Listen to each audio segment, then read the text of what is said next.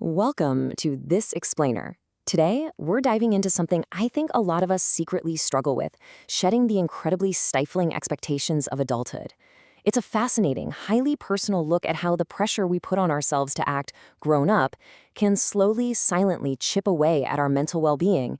And as we're going to see, the simplest and honestly most unexpected physical actions can actually set us free. So, tell me if this sounds familiar. Are you just exhausted from acting like a proper adult all the time? Have you ever felt that suffocating weight of navigating daily life simply because you're trying way too hard to fit into a mold that just isn't yours? Well, you're definitely not alone. The source material we're exploring today comes from an author who had a massive realization. That intense, everyday exhaustion they were feeling, it wasn't a character flaw. It was literally the result of constantly performing this adult role. There's a quote from the text that hits the nail on the head. The armor was convenient for gaining others' evaluation, but it made the real me inside increasingly suffocate. I mean, wow. That perfectly captures the silent, stacking pain of faking it just to survive in society. The author realized that from a very young age, they'd internalized this unspoken rule, that growing up basically means suppressing your true emotions. They'd built this heavy armor of calm, mature behavior purely to manage how others saw them. Which brings us to our first main concept, the armor of adulthood. From a young age, we internalize this completely false idea that maturity means shutting down our natural sensitivity. Society absolutely loves this adult mold, right? It's super convenient. If you're calm, detached, and you always follow conventional common sense, people trust you. It makes functioning in an office or at a dinner party totally frictionless. But here's the catch, and the source text points this out beautifully. This socially convenient mold actively demands that you sacrifice your true natural sensitivity. There's a really stark contrast here between the outward perks of faking it and the devastating internal toll it takes on our mental health. Sure, on the outside, a mask grants you superficial trust and social ease, but on the inside, it smothers your true self. It's like putting a delicate plant in a dark, sealed box.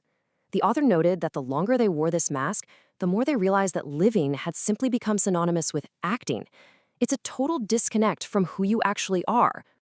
Okay, moving right along to the real turning point of this journey, the penguin walk epiphany. I tried walking awkwardly without using my joints flexibly as if they were cut in half. Okay, so one day, the author decides to do something completely out of the ordinary. Instead of maintaining that composed, smooth, totally adult stride, they intentionally stiffened their joints and just walked awkwardly, literally like a penguin. It looked weird. It looked entirely unadult. But the internal shift they experienced was just monumental. They discovered that simply letting go of the physical tension of trying to look grown up brought on this sudden, immense wave of relief. For that brief moment, waddling down the street like a penguin, they weren't trying to prove their inner growth or maturity to anyone. They were off the clock. They weren't performing. The sheer act of walking at their own pace, entirely detached from what society expected of them, just melted away years of pent-up tension. By following a few simple internal steps, the author realized that childishness, the very thing we're taught to avoid, actually holds the freedom and honesty that adults have lost. Usually, if we do something playful or a bit awkward, society slaps the immature label on it, so we stop doing it. But if you ignore that label and focus strictly on how your body feels in that exact moment, you unlock a profound, unmasked freedom. Through a silly walk, the author realized they could finally stand on their own 2 feet. And that leads us to our next major hurdle, letting go of smiles. It turns out dropping the fake smile actually leads to a much higher quality of life. For years, the author believed that wearing a bright, happy mask was absolutely mandatory for interacting with people. But that forced brightness is exhausting. By transitioning to a natural expression, even if that meant having a flat or tired resting face, they found a level of mental peace they hadn't felt in years. And surprisingly, this paved the way for truly authentic connections. Let's break down exactly why this forced cheerfulness is such a trap. You know, when people ask, What's wrong? There's often this unspoken, totally exhausting expectation for you to bounce back and be bright, which actually prevents genuine connection. The author realized that relationships built on forced smiles are basically built on a mirage. You're constantly draining your energy to keep up a facade for someone who doesn't even know the real exhausted you. That what's wrong wasn't a comforting check-in, it felt like a heavy demand to put the happy mask right back on. So it comes down to quality over quantity, letting the fake ties fall away. The author bravely decided to stop forcing smiles. And yeah, initially it was scary. Some people drifted away because the dynamic changed. But you know what? The relationships that remained were vastly superior. They were rooted in reality. And they brought a sense of stability and peace that far outweighed having a huge network of shallow, forced connections. Which brings us to the final and maybe most important section, reclaiming your true self. I want you to take a second to really let this sink in. Your sensitivity is a weapon, not a weakness.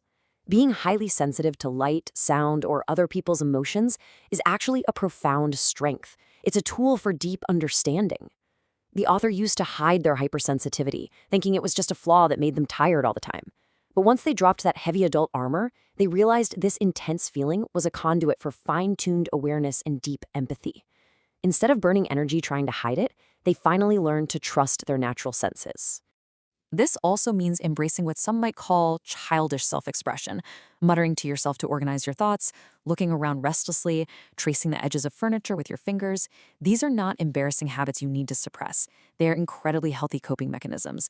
The author used to hide them but realized muttering actually helps process complex thoughts. Tracing furniture is a brilliant tactile way to ground yourself physically. By allowing themselves to do these things freely, a massive hidden tension just evaporated from their daily life. The source also touches on something else really interesting, finding freedom from the gaze of the opposite sex. Letting go of how you're perceived romantically or traditionally removes yet another exhausting layer of performance. When the author stopped optimizing every single behavior to fit traditional gender expectations and instead focused purely on how they felt in their own skin, a huge weight lifted. It literally eliminated a massive amount of unnecessary relational tension. So, looking at the whole picture, unmasking is really a step-by-step emotional journey. You go from stifling societal expectations to a life of loose, true authenticity. It definitely doesn't happen overnight. It starts with that suffocating past, moves through a spontaneous physical breakthrough, like walking like a penguin, forces you through the terrifying ordeal of dropping your social mask, and finally lands you in a beautiful new normal where your sensitivity is your greatest asset. I want to leave you with this final thought for the day. You don't have to change everything all at once, but what piece of your adult armor will you take off today? Maybe it's dropping that forced smile in your next meeting. Maybe it's letting yourself trace the edge of your desk to feel grounded. Or maybe, just maybe, it's walking a little awkwardly on your way home. Whatever it is, remember that shedding that armor isn't a step backward into immaturity. It's the vital first step toward reclaiming your true self. Thanks so much for joining me for this explainer, and I highly encourage you to go find your own version of the penguin walk today.